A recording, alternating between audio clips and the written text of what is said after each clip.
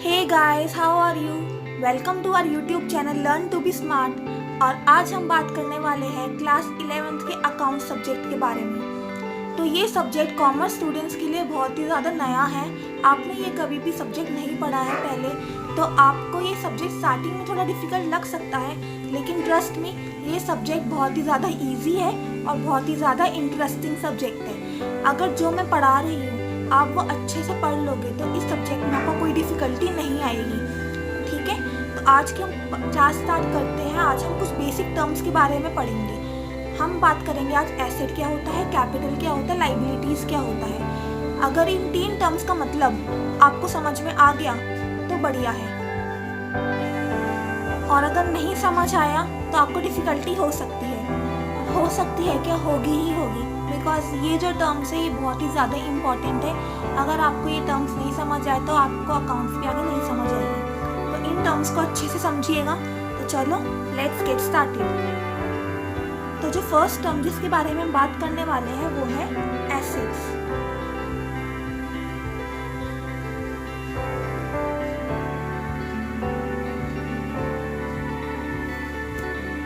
Assets की हम बात करते हैं। एसेट क्या होता है, ये वर्ड आप लोगों ने हो सकता है पहले सुना भी हो, नहीं भी सुना हो, कोई टेंशन की बात नहीं। इस वीडियो में हम अच्छे से डिस्कस करेंगे कि क्या होता है एसेट। तो anything which gives you cash और economic benefits in future.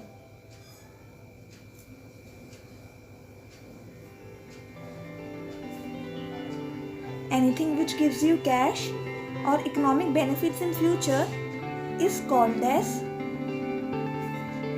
asset। Simple सा मीनिंग है, जिस भी चीज़ से आपको फ्यूचर में कैश मिलेगा या फिर फ्यूचर इकोनॉमिक बेनिफिट मिलेगा उसे हम एसेट बोलते हैं। क्या मिलेगा, कैश मिलेगा या फिर फ्यूचर इकोनॉमिक बेनिफिट मिलेगा, उसे हम बोलते हैं एसेट। एग्जाम्पल लेके समझ लेते हैं।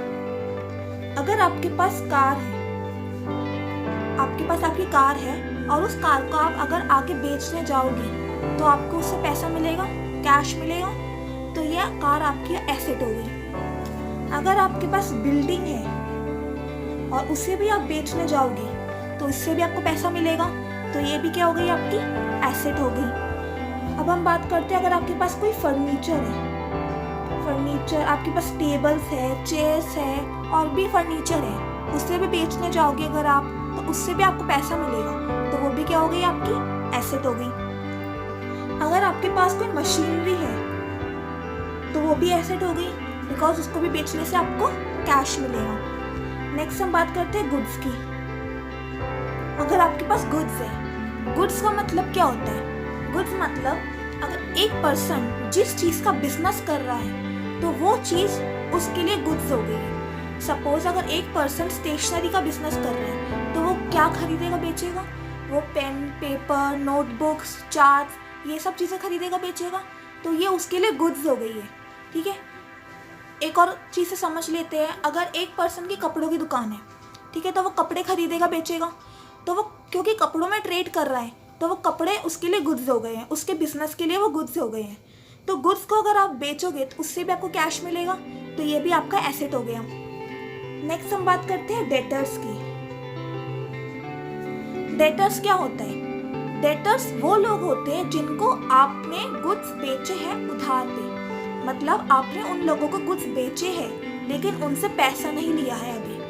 उन्होंने आपसे बोला है कि अभी हमारे पास पैसा नहीं है, हम आपको फ्यूचर में पैसा दे देंगे बाद में। तो आपको लगा कि अच्छा ये ट्रस्टवर्दी पर्सन है, चलो इसे हम दे देते हैं सामान, इसे हम जानते हैं, तो आपने उस पे ट्रस्ट करके उसे गुड्स बेच दिए एट क्रेडिट। क्रेडिट मतलब उधार पे आपने उसे गुड्स बेच दिए, तो वो पर्सन आपका डेटर हो गया।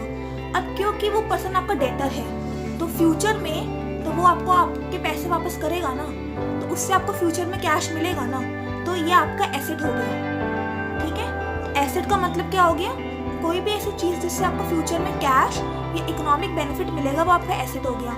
एग्जाम्पल क्या देखिए, हमने कार हो गई, बिल्डिंग हो गई, फर्नीचर हो गई, मशीनरी हो गई, गुड्स हो गई, डेटर्स हो गए, और भी बहुत सारे एग्जाम्पल है।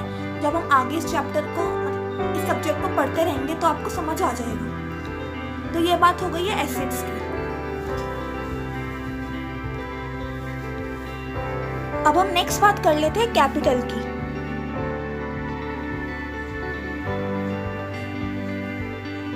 कैपिटल क्या होता है? It is amount invested bye businessman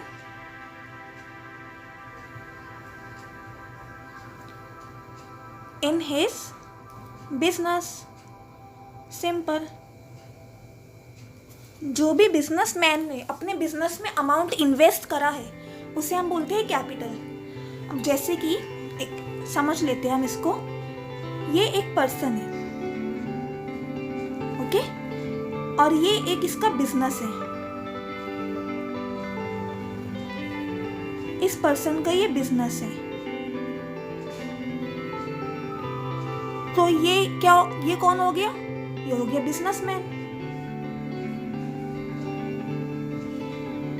ठीक है, तो सपोज ये जो बिजनेसमैन है इसका स्टेशनरी का बिजनेस है। किसका है? स्टेशनरी का।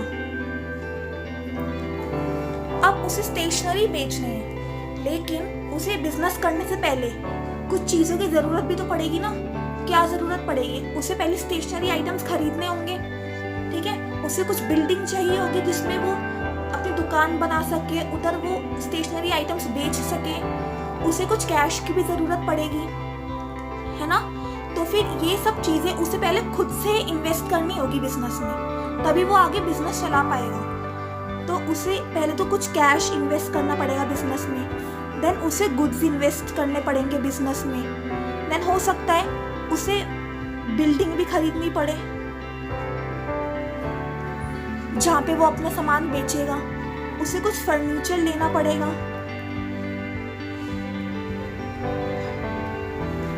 तो ये सब चीजें बिजनेसमैन को खुद से इन्वेस्ट करनी पड़ेगी बिजनेस में, तो इसे हम बोलते हैं कैपिटल।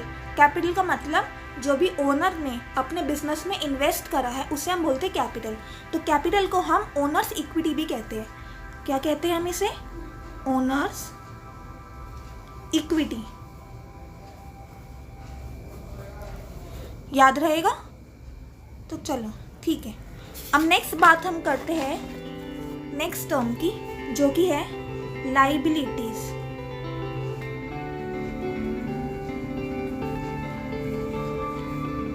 नेक्स्ट हम बात करते हैं लाइबिलिटीज की। लाइबिलिटीज का मतलब क्या होता है? It is the amount which a business owes to others। जो भी एक बिजनेस अमाउंट ओ करता है दूसरों के लिए उसे हम बोलते हैं लाइबिलिटी। मतलब अगर आपको किसी और के पैसे वापस करने हैं तो वो आपकी लाइबिलिटी हो गई है। एग्जाम्पल लेके समझ लेते हैं। अगर आपको आपके बिजनेस के लिए पैसों की जरूरत थी, उसके लिए आप गए बैंक के पास लोन लेने, ठीक है, तो बैंक ने आपको लोन दे दिया, आपने ले लिया बैंक से लोन। अब जब भी ड्यू डेट आएगी, पैसा वापस करने की डेट आएगी, तो आपको वो पैसा वापस करना होगा बैंक को, तो ये आपकी लाइबिलिटी हो गई है। ठीक है, मतलब अगर आपको दूसरों का पैसा वापस करना है, आउटसाइडर्स का पैसा वापस करना है, तो वो आपकी लाइबिलिटी हो जाती है। नेक्स्ट हम एग्जाम्पल ले लेते हैं क्रेडिटर्स की। क्रेडिटर्स कौन होते हैं? अभी हमने पढ़ा था डेटर्स के बारे में। डेटर्स कौन होते हैं? जिन लोगों को आपने उधार पे सामान बेचा। वैसे क्रेडिटर्स होते हैं जिन लोगों ने आपको उधार पे सामान बेचा। मतलब उन लोगों ने आपको उधार पे सामान बेचा, आपने उनको पैसे नहीं दिए, अभी आपने वादा किया है कि आप फ्यूचर में पैसे दे दोगे, तो क्योंकि आपको उनका पैसा आपको वापस लौटाना है बाद में, तो ये भी आपकी लाइबिलिटी हो जाती है। ठीक है, तो नेक्स्ट हम बात करते हैं इसके एग्जाम्पल की है आउटस्टैंडिंग एक्सपेंसेस।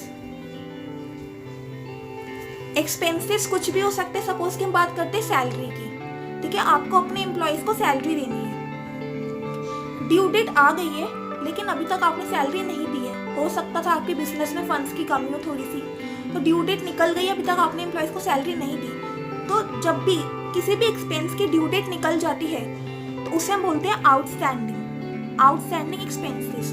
चाहे आप सैलरी ले लो, आप रेंट ले लो, आप जिस बिल्डिंग में अपना बिजनेस कर रहे थे उस बिल्डिंग का आपको हो सकता है रेंट देना पड़े, अगर आपने वो रेंट पे ली होगी तो अगर उसकी ड्यू डेट निकल गई और आपने वो पैसा वापस नहीं किया तो वो क्या हो गया, आउटस्टैंडिंग। तो पैसा वापस तो करना है ना आउटसाइडर का, तो ये भी आपकी लाइबिलिटी हो जाती है।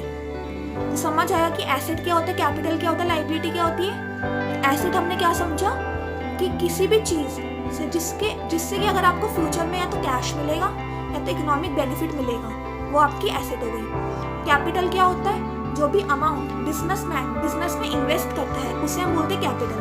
और लाइबिलिटी का मतलब जो भी आपको किसी और का पैसा, आउटसाइडर का पैसा अगर वापस लौटाना है तो वो आपकी लाइबिलिटी हो गई है। तो ये बात होगी एसेट, कैपिटल और लाइबिलिटी की।